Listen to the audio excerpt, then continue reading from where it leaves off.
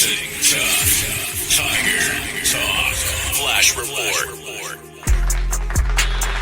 All right, shout out to Tuff Tiger Talk. I'm Big Q. In this episode of Tuff Tiger Talk, man, we're going to cover several interesting topics, man, as the LSU Fighting Tigers under Lane Kiffin's leadership early on, the number one recruiting class, transfer class rather, in the nation.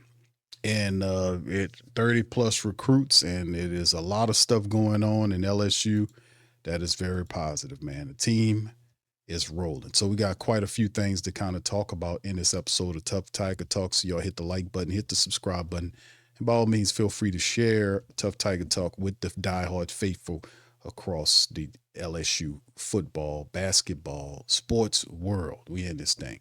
All right, anyway, we're going to start it off with this report right here by Lane Kiffin. Is the top 5-star transfer reportedly cancels dinner with Lane Kiffin. Shout out to Sporting News. They covered the scoop right here. Jordan Seaton, the big offensive lineman, man, his visit itinerary took another turn Monday. The former Colorado Buffalo offensive lineman canceled a planned portion of his trip with Lane Kiffin and the Tigers as his recruitment continues. Now, according to multiple reports, the top offensive tackle remaining in the portal canceled a private dinner scheduled for Monday night in Baton Rouge. This is a sign that his visit with LSU ended earlier than expected. Now, Seaton prepares to travel to Oregon for his next stop. Seaton has already visited Miami and Mississippi State. He expected to be in Oregon over the coming days, according to ESPN's Pete Thamel. The timing is notable as Tuesday is the final day to register for spring semester classes at LSU, so you got to make a call. The canceled dinner also suggests momentum toward either Miami or Oregon, though Seaton's recruitment has been unpredictable. He's a 5-star prospect. He initially bypassed Colorado during his high school process before committing late in the transfer cycle. Right? 6'5", 330 pounds. Seaton started every game as a freshman in 24 and earned freshman All-American honors. He posted a 91.4 pass blocking grade in 2025 per PFF. He dealt with injuries at the end of the season, but was able to land him. Will he be a major addition for either Oregon and Dan Lanning? While a returning to Boulder remains a possibility, it's not guaranteed under Deion Sanders. Now, Seaton has 2 years of eligibility remaining in the process, which is leading Coach Kiffin and the Tigers. According to Saturday Down South, they're pushing for a commitment from this fellow. Frantic nature of recruiting out of the transfer portal is showing up at LSU. Tigers are reportedly pushing for a commitment from Jordan Seaton before he leaves the state of another visit. So LouisianaSports.net shout out to them reported Sunday that Seaton, a transfer from Colorado, is set to visit Oregon, even though LSU's itinerary includes, the Monday night game. We talked about the dinner. Another fact is Tuesday, the final day for registering. So he's being pushed by LSU to handle his business. Now, LSU already has 38 incoming transfers in the 2026 class, making up 37 outbound players from the 25 roster. So you have 37 leaving and 38 coming in. And even if we don't land Seaton, I'm not mad. We still landed and blew this transfer nonsense out of the park. Just a big recruiting. The man did a hell of a job. I mean, Lane Kiffin did, man. You got to give him a round of applause for what he did in the transfer portal. Let's be honest. Jeez. I mean, the man, you won't talk about, handling business, man. He did a hell of a job, man, so far. And he didn't stop. Here's another one right here. Breaking class of 2026 safety Jackson Williams commits to LSU. LSU's coaching staff is not done with their class of 2026 high school recruiting haul. Here it goes. The LSU football coaching staff is not done with the class of 26. On Sunday, safety Jackson Williams of Marrero, Louisiana, Archbishop Shaw announced his commitment to LSU. Coach Kiffin is a great guy, and I can feel his passion to continue the legacy of LSU through the things that they have in place for us to achieve our goals, according to young Jackson. He told Tiger Bait, shout out to them. Also, Coach Olsen and Coach Raymond both impacted my decision a lot as they gave me insight on how they see me on the defensive side. Lastly, When I was there, it was guys getting in some extra work on Saturday morning, which told me this is the place I needed to be. Now, about Mr. Jackson, he's a 6'2", 275-pound safety. He chose LSU over Tulane, Florida State, Washington State, and others. So Williams received a scholarship offer from LSU staff a week ago and made his decision during his visit this past weekend. He was previously committed to Tulane and has signed with Washington State. He's a consensus 3-star prospect across all recruiting networks, and he was a team captain for Shaw. He named all-district first team in his junior season. He helped Shaw capture the Division II Select State football title.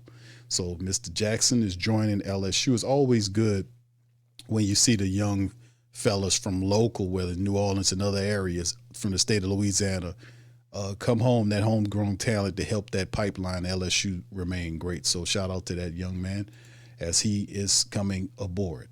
All right, anyway, let's keep going, man. And this is just more cherry on top of a beautiful ice cream sundae from LSU.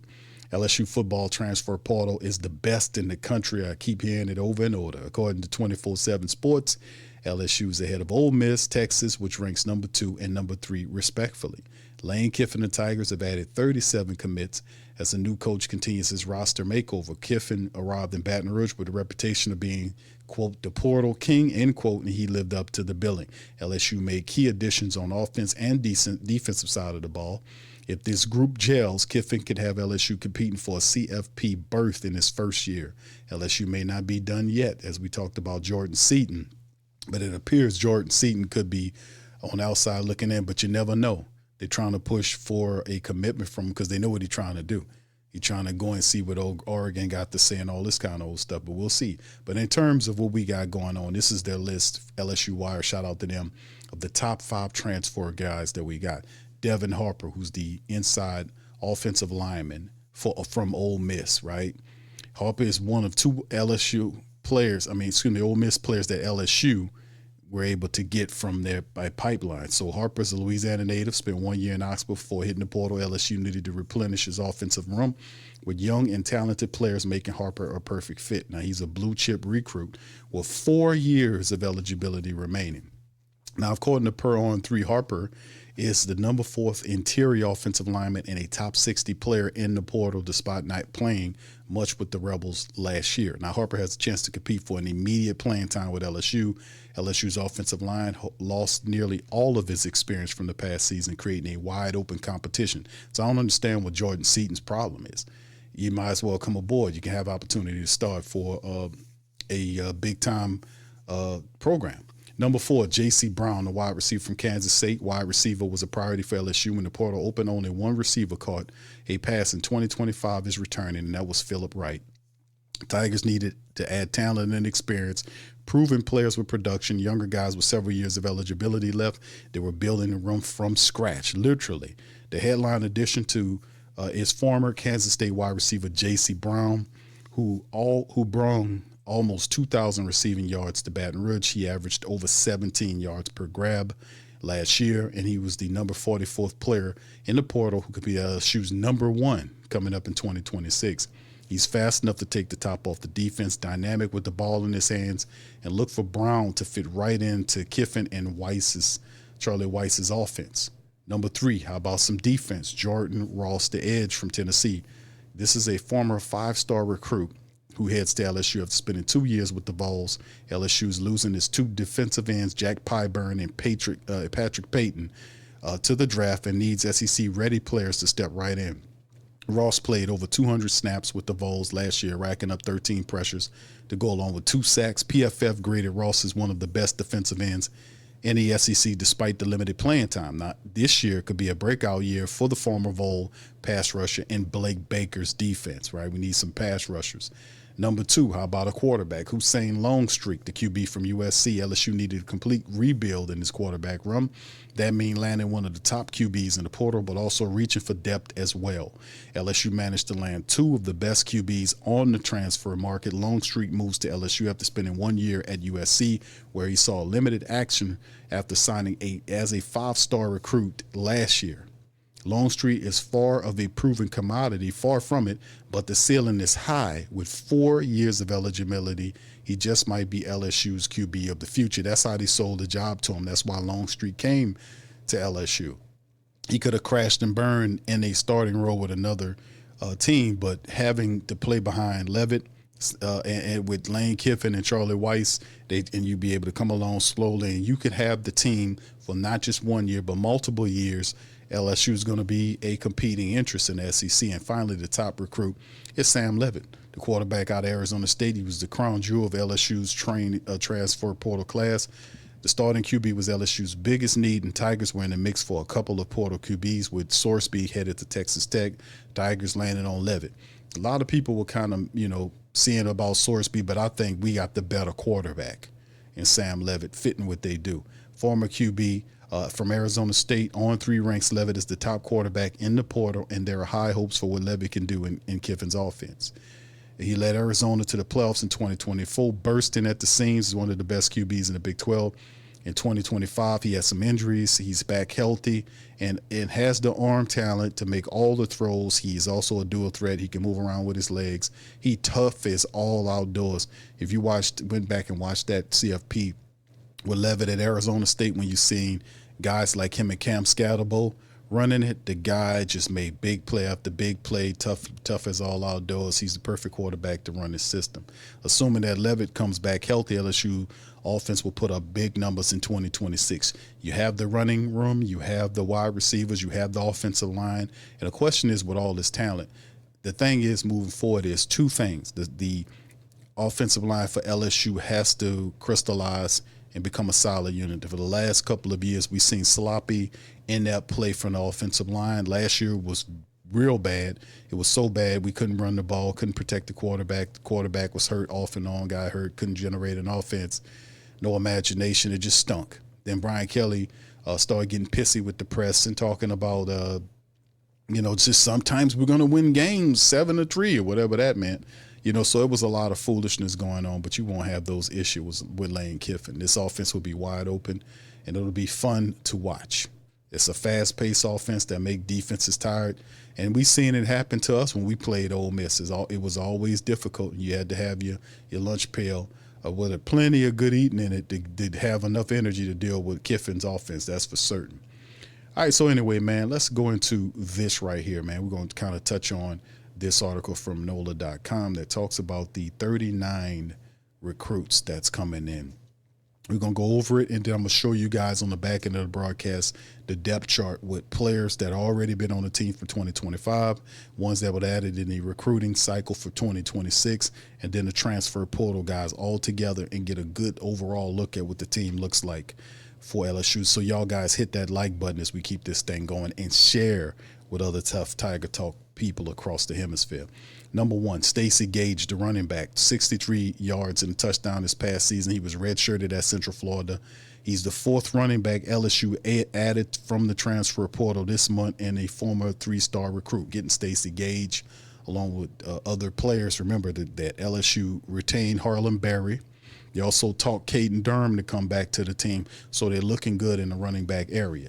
TJ Dottery, the linebacker. This was a big get for defense here. This is a starter here. LSU wanted to find a plug-and-play linebacker to replace center Wes Weeks, and found in one in Dottery, a veteran of 176 career tackles, the rising 5th-year senior who began his career at Clemson, started 27 straight games for Ole Miss, and now he's the 3rd former Rebel to follow Lane Kiffin to Baton Rouge, and Dottery has 1 more year of eligibility, so he's going to bring it for the defense up front, right?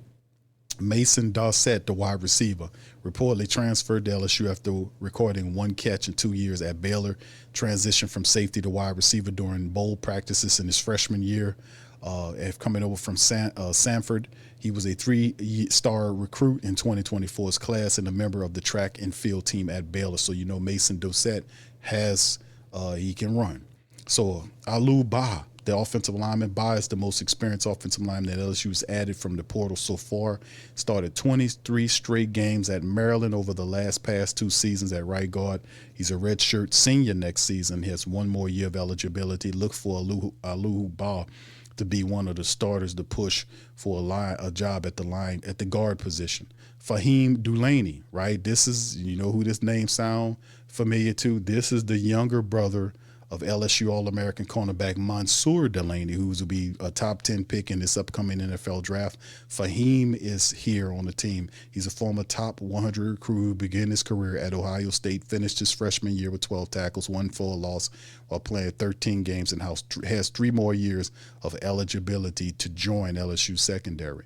Devin Harper, another offensive lineman from Shreveport and a former top 100 recruit who was once committed to the Tigers when he was in high school, played 6 games as a true freshman the past year, and now is following Lane Kiffin to LSU. The Tigers have now added 2 former running rebels through the portal. Sean Tompkins, another offensive lineman, 10 games, made 5 starts this past season as a redshirt sophomore, 3-star recruit. 622nd overall in the class, according to 24/7 Sports Composite, initially committed to North Carolina. Jamar Jones, who another offensive lineman, 6 games, freshman from Nichols, 6'4", almost 300 pounds. He earned an FCA second-team All-5-8 state honors. Zach Grace, a tight end, was primarily used as a blocker in 3 seasons with Oregon. He's the second transfer tight end to commit to LSU and has 2 more years of eligibility. He reported that he pledged to the Tigers, so we got some help in the tight end room as well. We talked about Hussein Longstreet in the previous game. He's a 5-star recruit from the 2025 class and is a guy that is really going to be an excellent pickup for him in the future. He'll sit behind Sam Levitt and Eline transfer Landon Clark for the future of the position. Dylan Jones, the running back, 300 rushing yards off of 70-plus carries. He's the 3rd running back LSU added to the portal, bringing back Harlan Berry and Caden Durham. I talked about that. Sam Levitt, we talked about how good he is, over 4,500 yards and 34 touchdowns against 9 picks in 2 years, over 700 rushing yards and 10 rushing touchdowns on the ground, a pass and run dual threat option that is smart and tough as nails, and the perfect quarterback, the guy Lane Kiffin in his first year. Roman Mothershed, LSU continued its run on wide receivers. This is a guy, Mothershed, who caught 25 passes, over 200 yards, big wide receiver, 6'4", 200 pounds, sophomore with 2 years of eligibility. Darren Stray, another offensive lineman, 6'7", 300 pounds, played 4 games as a freshman. He has 4 more years of eligibility, is a former 4-star recruit in the 25 class, and he followed new offensive line coach Eric Wolford from Kentucky down here. Winston Watkins, another wide receiver, caught 20-plus passes, over 300 yards as a freshman for Ole Miss. He's the first Ole Miss player to follow Lane Kiffin from up there to Baton Rouge, and he's the 8th wide receiver LSU's added out of the portal. Quarterback Landon Clark, who is a co-offensive rookie of the year finalist for the Jerry Rice Award in his lone season at Eline. Michigan, Kentucky, and James Madison were all final schools. He's the first quarterback LSU signed out of the portal, but won't be the last, as you talked about him being picked up. Some of these stories is written on the back, and you see Achilles Woods, a defensive end that comes out of Alabama. He played for South Alabama. He'll be a part of the class. Tyree Holloway, a wide receiver, 6-foot wide receiver, who played in FC at the SEC, 7th wide receiver available. Redshirt sophomore from West Virginia, 8 touchdowns, a burner of a player. William Satterwhite, another offensive lineman we picked up from Tennessee. Traylon James, a defensive back out of Baton Rouge. He's a redshirt sophomore from Southern, 6'3", 190 pounds, a very intriguing player to look out for with 2 years of eligibility. Wide receiver Josh Jackson out of New Orleans, committed to LSU, 20 passes, over 200 yards. He's 6'2" and over 200 pounds. You originally signed with UAB out of St. Aug before transferring to McNeese State. He comes to LSU. Mike Elzey, the former Illini wide receiver, is adding his wide receiver. He has 2 years, I think. 1 year. He has, I think, a couple of years left on his eligibility. 2 years remaining. For him at the wide receiver position, we talked about Jordan Russ, the defensive end from Tennessee, who is going to be good. Jacoby Jones, another offensive lineman from JUCO, Copiah Lincoln Community College. And a Louisiana native, he has 19 career starts. Jaquan Sprinkle is another guy, the offensive lineman they added from North Carolina Central. Jalen Brown, a defensive end that came through the portal from Missouri, then transferred to South Carolina. He could play 3 more years. Malik Blockton, the defensive lineman, who transferred from Auburn, 8 tackles for a loss and a couple of sacks, 12 games. Scott Sarsick, who's the kicker, added a commitment from Arkansas. Started as a freshman, made 14 of 18 and all 47 extra points. He was 2 of 3 from kicks over 50 yards, including a 53-yarder. And we got once adding a new kicker with Damian Ramos exhausted his eligibility, and sophomore Aaron Burrell left in the portal. Mac Mulhern, who's the long snapper. We need somebody to snap the ball to him. We got him. We need a punter. We got him, Hayden Craig. Craig is a native of Canada who didn't appear in the game. He has 2 scholarships. We now have 2 scholarship punters on the roster who will join junior Grant Chadwick, who plans to stay. Eugene Wilson. This is a guy that has some basketball skills to him. He's a former Florida wideout who played 8 games and started 5. He caught over 200 yards worth of passes and 3 touchdowns. So he has some injuries, but he's trying to make his way through. We talked about J.C. Brown. Rob Gainey's another guy we picked up as a running back from Charlotte, over 200 yards rushing and a couple of touchdowns with 3 years of eligibility remaining.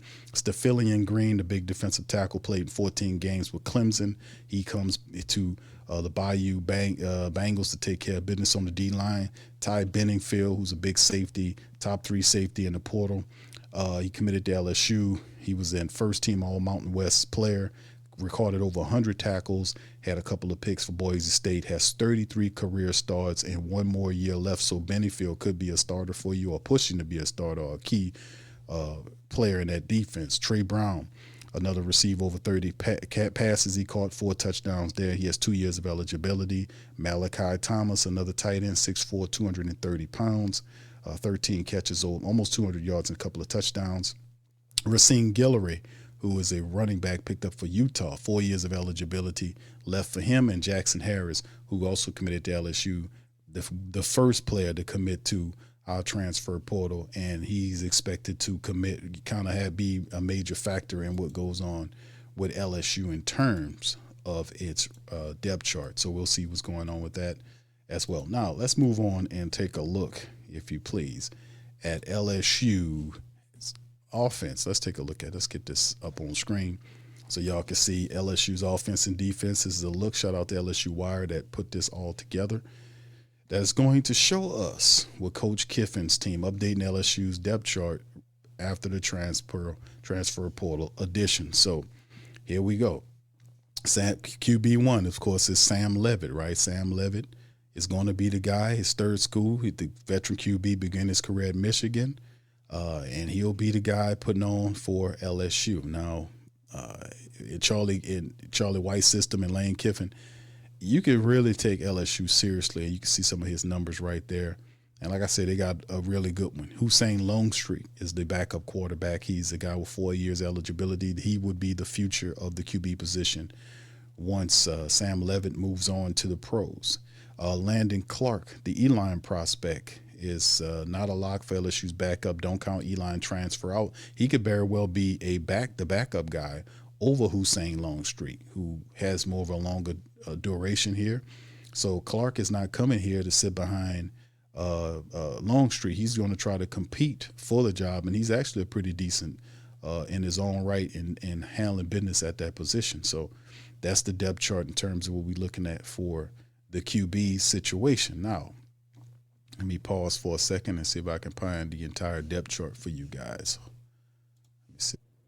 All right, here we go. This is CFBdepth.com for LSU, just to give you guys a little shout out to them for showing this football chart as they could show.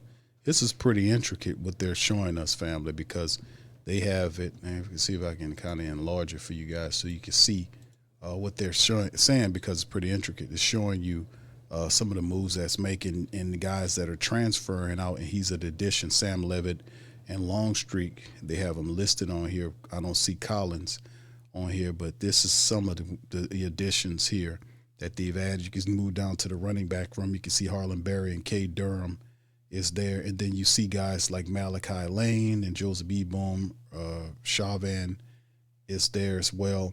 And you can see the additions: Dylan Jones, Gainey Jr., Gage, and Racine Guillory, the transfers, added along with some of these other players. The wide receiver room, you can see all these guys, man, just left. A lot of these Barry and Brown, Xavier Thomas, Aaron Anderson, Kyle Parker. A lot of these guys are just going. Some of these guys you see, Barry and Brown, graduate. You can see Xavier Thomas and Aaron Anderson listed as draft, and the rest of them, like Kyle Parker, is transferred on out. So, interesting. But nonetheless, you can see you did have Philip Wright III, who remained. Everybody else either graduated or transferred, or a couple of guys ended up for the draft. But these are the additions. You can see some of them here: Jackson Harris, J.C. Brown, Trey Brown III, Jabari Mack, Malik Elzy, Eugene Wilson III being added to the team. So a lot of wide receivers. The tight ends, trey'dez Green. You can see a few of them, J.D. LaFleur. And then you can see the incoming guys like Malachi Thomas, J.C. Anderson, and Zach Grace. So a couple of guys, man. And then, of course, the offensive line, man, is all over the place. You can see the transfers, Tyree Adams and Cohen Nichols, and, these kind of guys are going. Thompson and all these other guys. So Ori Williams, who left to Tennessee, Carius Crane, Paul Mabinga, DJ Chester, and a lot of these guys, to me, were really not that good. They never galvanized. They were always slow. They weren't as good as we wanted them to be. So they still have a few guys left to build around, but a great deal of the talent had left. Now you see Braylon Moore, the center, is still there, but everybody else, a lot of these guys, the left tackle, left guard, some of the top depth is gone, so they had to refurbish. So you see a couple of guys moving in here too.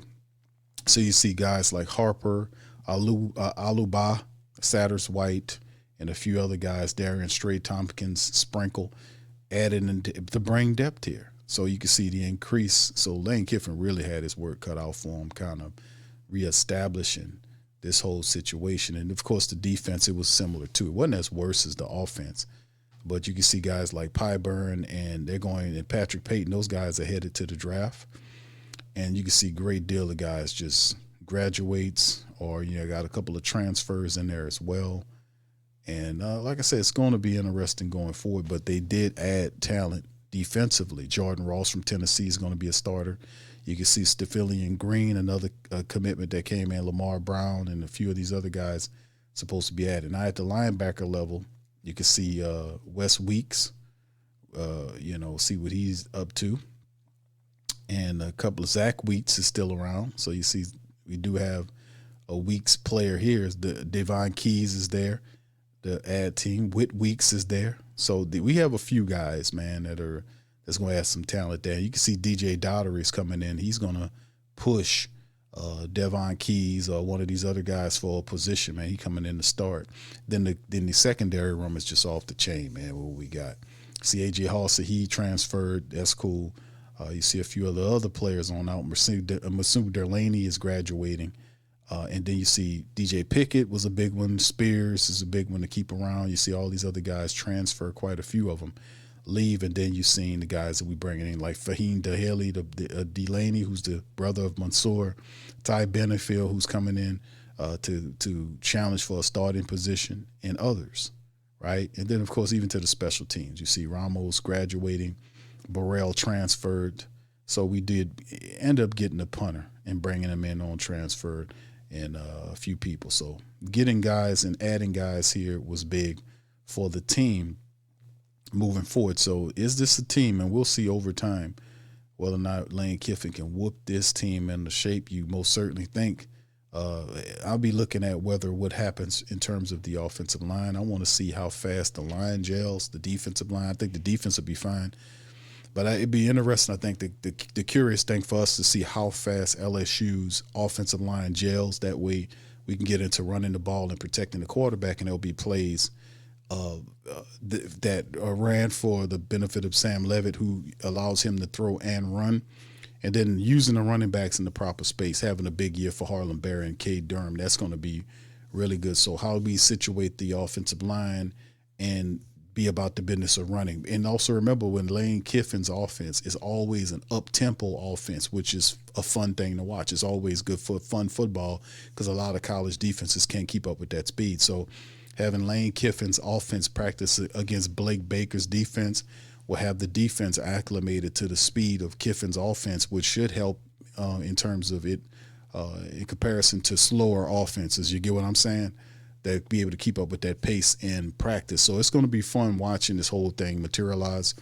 Lane Kiffin's done a lot of stuff since he's been here the last couple of months and put together the #1 transfer portal in the nation. Did a really good job on the recruiting front for 2026 and continue to add talent. Like I said, we'll keep an eye out on what's possibly going on with the big offensive lineman out of Colorado and whether Jordan Seaton, what happens with that. But regardless if we get Seaton or not, we are Seaton pretty good in the SEC, and we could possibly be, I ain't going to spoil it, but I think that this could be something special moving into the first year with Lane Kiffin in the helm. He ain't come here with all this money just to sit on it. I think LSU is going to fire off right out the gates. But like I said, we have to see what that offensive line can do, that defensive line can do, and then we'll be about the business of offense and defense from those points. Anyway, what you guys think? Put it in the comment section. Let me know how you feel about this as well. Please feel free to share the show on your social media feed. Big Q representing the Tiger Nation, man, with another episode of Tough Tiger Talk. That's all I got. So I'll holler at you on the next one. Much love, peace, and go Tigers. Subscribe to the Tough Tiger Talk channel and stay up to date for all